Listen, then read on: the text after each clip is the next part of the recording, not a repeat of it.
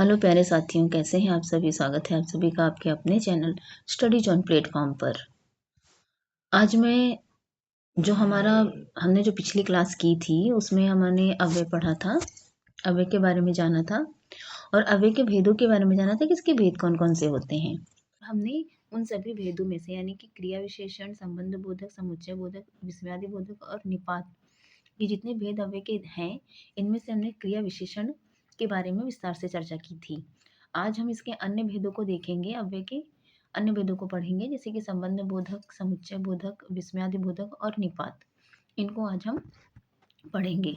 तो चलिए शुरू करते हैं अपनी क्लास को और आगे बढ़ते हैं। हमने ये सभी चीज़ें पढ़ ली थी, क्रिया विशेषण के भेदों को पढ़ लिया था, जाना था कि क्रिया विशेषण के भेद कौन कौन से होते हैं। स्थानवाचक क्रिया विशेषण, कालवाचक क्रिया विशेषण, परिमाणवाचक क्रिया विशेषण और रीतिवाचक क्रिया विशेषण। स्थानवाचक क्रिया विशेषण की पहचान हम इन शब्दों से देख सकते हैं। और कालवाचक क्रिया विशेषण की यानी कि जो समय की बात करता है उसे हम काल कहते हैं। और परिणामवाचक विशेषण, अगर हम क्रिया विशेषण की बात करें तो ये उसके सारे शब्द दे रखे जिनसे हम पहचान कर सकते हैं परिणामवाचक क्रिया विशेषण किसे कहते हैं। और रीतिवाचक क्रिया विशेषण के लिए इन सभी शब्दों के जैसे धीरे धीरे, खूबसूरती से, तेजी से, अच्छे से, इस तरीके से हम इसकी पहचान करते हैं। तो ये सारी बातें आप ध्यान में रखेंगे। और आज हम शुरू करेंगे अपनी अगली क्लास को, जहाँ पर हम देखेंगे अव्यय के अन्य भेद जो हमारे रह गए थे। अब इसका जो दूसरा भेद है अव्यय का, वो है संबंध बोधक अव्यय। अब संबंध बोधक अव्यय क्या होता है? संबंध यानी जो संबंध बताता हो दो चीज़ों के बीच में, दो वस्तुओं के बीच में, दो व्यक्तियों के बीच में जो संबंध बताता है उसे हम संबंध बोधक अव्यय कहते हैं।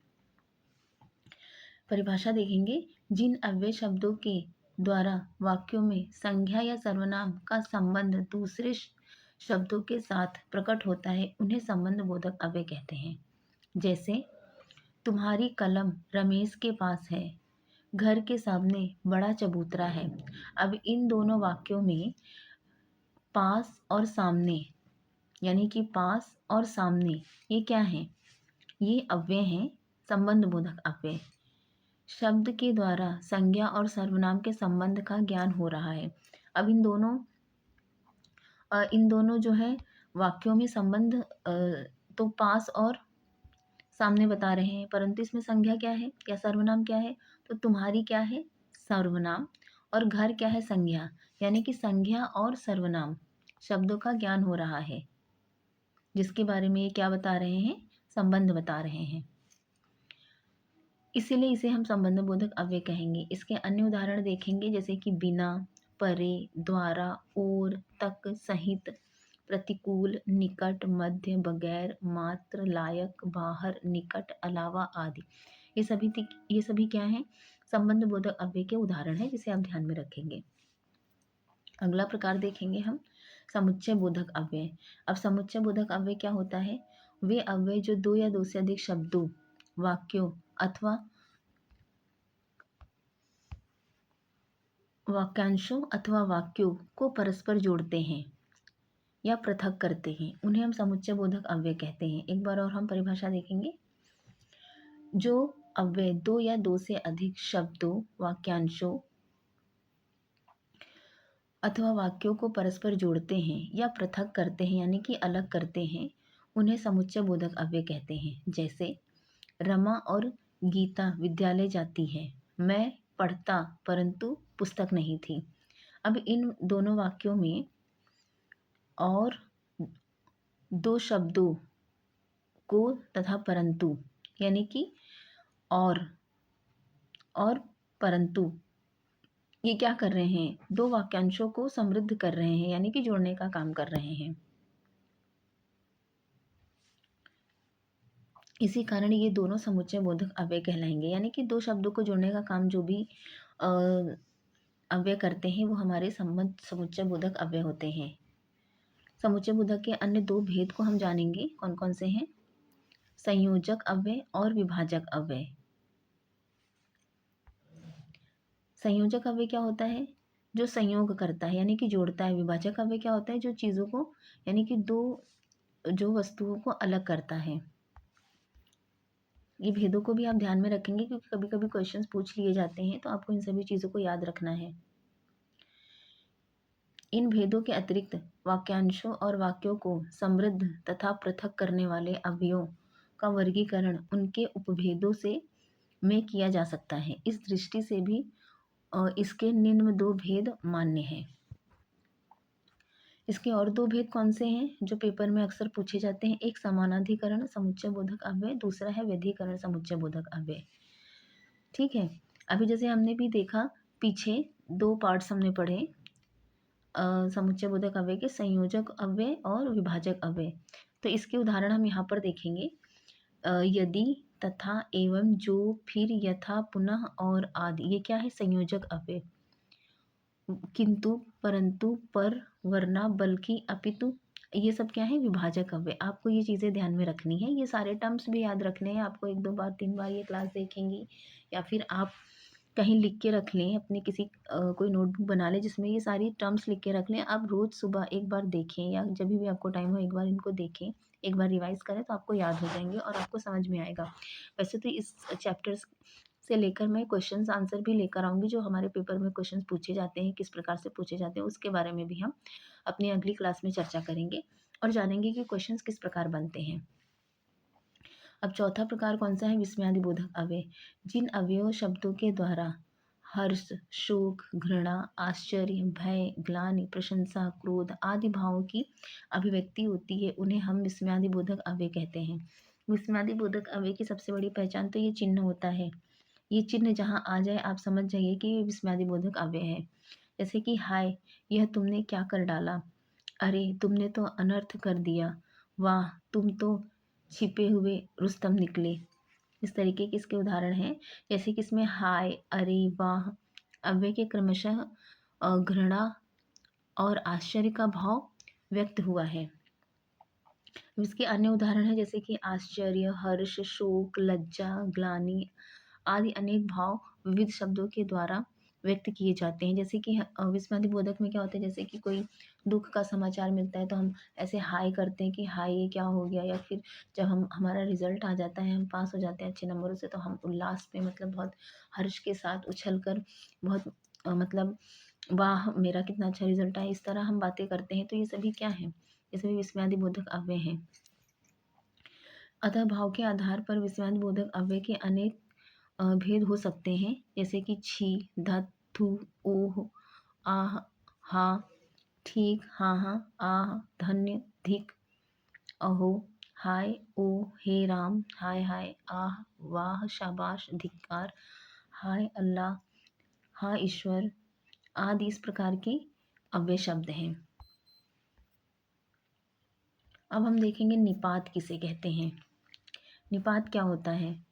निपात उन शब्दों को कहते हैं जो वाक्य में किसी शब्द के बाद लगकर एक उस विशेष शब्द को विशेष बल प्रदान करते हैं, वे निपात कहलाते हैं।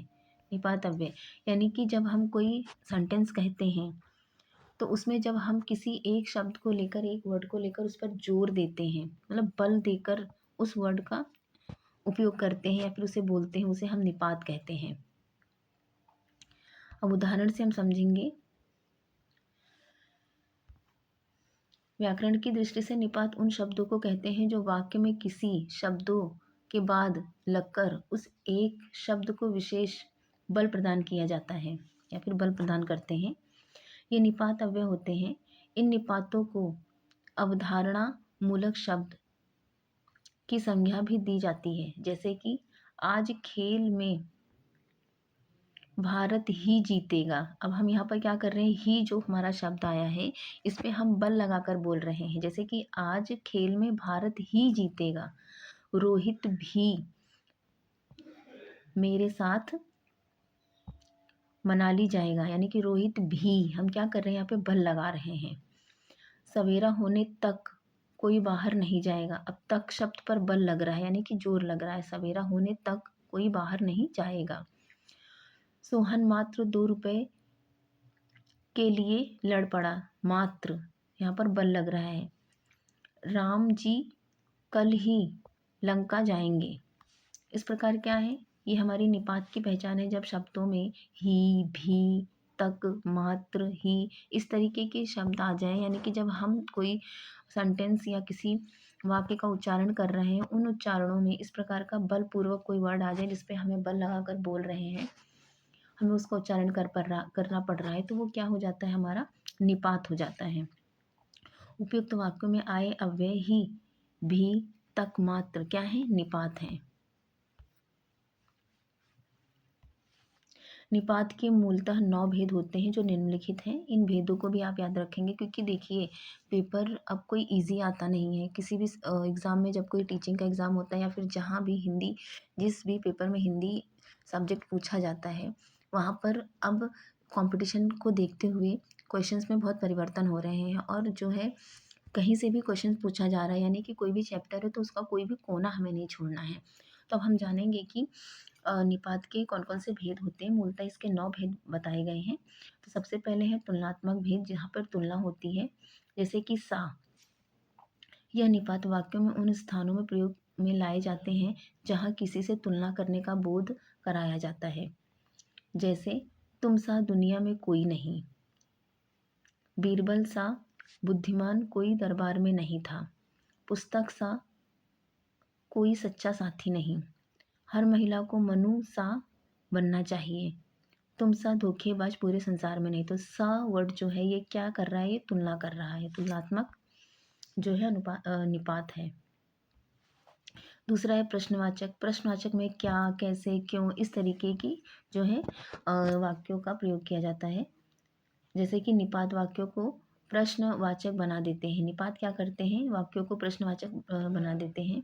जैसे कि रोहन और सोहन क्या साथ में रहेंगे, अब तो देश की हालत ऐसी है कि कहा क्या जाए, ये तो अपने माता पिता तक को धोखा देते हैं, मेरी तो बात ही क्या, हम सबके बारे में तुम क्या कुछ जानती हो, इन मुश्किल हालातों में रोटी क्या पानी तक नसीब नहीं हो रहा है।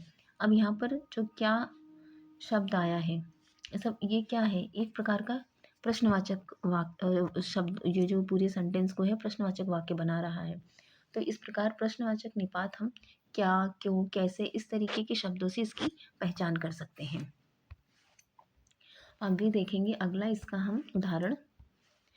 अगला है सम्मानवाचक निपात, जैसे कि जी, हम किसी को जब सम्मान देते हैं, ये निपात मूलतः संज्ञा शब्दों को सम्मान देने का बोध करते हैं। जैसे मैंने तो बचपन में दादाजी को मेहनत करते देखा है, गुरुजी की आज्ञा का पालन करना चाहिए, मेरे स्कूल में आज महंत जी आए थे, आज पूरा गांव मंत्री जी को देखने गया, माँ जी की बात तुम क्यों नहीं सुनते। तो ये सब क्या है, ये है सम्मान वाचक निपात।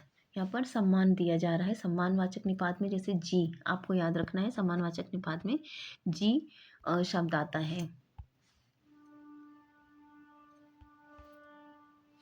अगला देखेंगे हम विस्मयादिवाचक निपात। अभी हमने जैसे कि पीछे पढ़ा भी विस्मयादिबोधक निपात, तो इसकी पहचान हम इस चिन्ह से करते हैं, साथ ही साथ इसमें घृणा, शोक, इस तरीके की बातों का भी बोध होता है।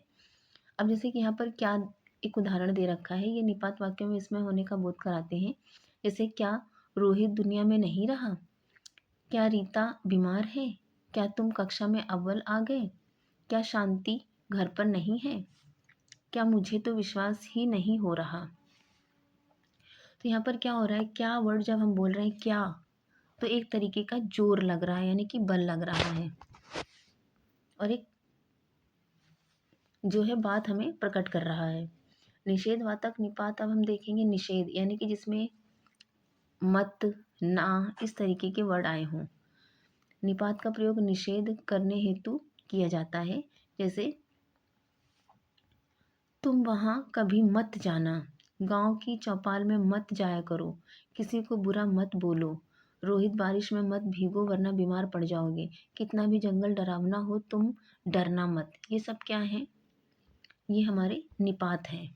कैसे बलपूर्वक हम इन पर बलपूर्वक जो है हम उच्चारण कर रहे हैं और इसमें जो है निषेधात्मक निपात का बोध हो रहा है। अगला प्रकार देखेंगे स्वीकारवाचक निपात, जिसमें जी हाँ इस तरीके के शब्द आते हैं।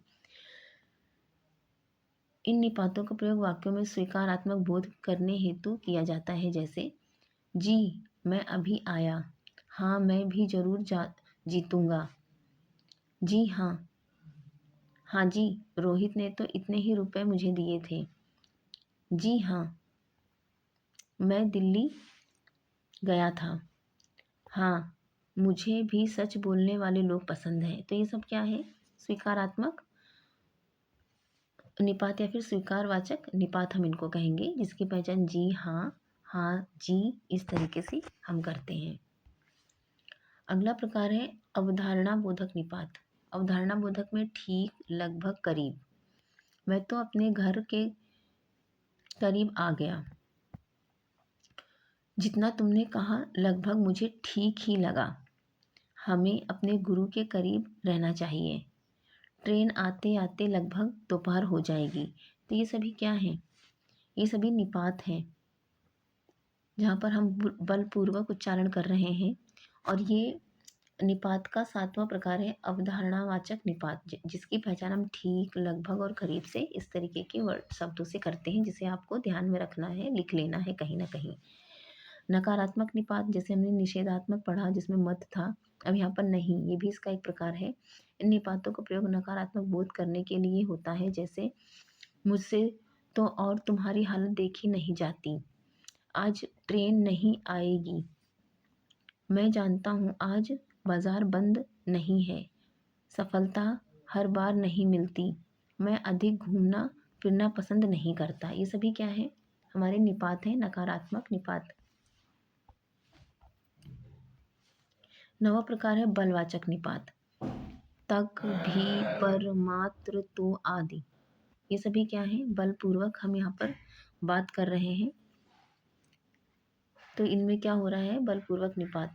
ये निपात तो मूल रूप से सबसे अधिक प्रयोग में लाए जाते हैं। ये एक वाक्य को विशेष बल या अर्थ प्रदान करते हैं, जैसे हमारी फौज आखिरी सांस तक लड़ती रहेगी, तुम मुझ पर भी शक कर रहे हो, तुमने मुझे पुकारा तो मैं ज़रूर तुमसे मिलने आऊँगा, मेरा सारा ध्यान तुम पर है, आज खाने को मात्र रोटी मिली। तो इस प्रकार हमने निपात के सभी भेदों को पढ़ा, और आपको याद रखना है, रिवीजन करते रहना है, तभी आपको ये सारी चीज़ें याद हो पाएंगी। आज की हमारी क्लास यहीं तक रही। हम आपको अगली क्लास में फिर मिलेंगे अगले नए टॉपिक के साथ, और इसके क्वेश्चन आंसर भी मैं कोशिश करूँगी आप लोगों को मैं करवा दूँ, जैसे हमारे एग्ज़ाम में पूछे जाते हैं, जिससे कि आपको क्लियर हो जाए। तो चलिए ठीक है, मिलते हैं हम अगली क्लास में।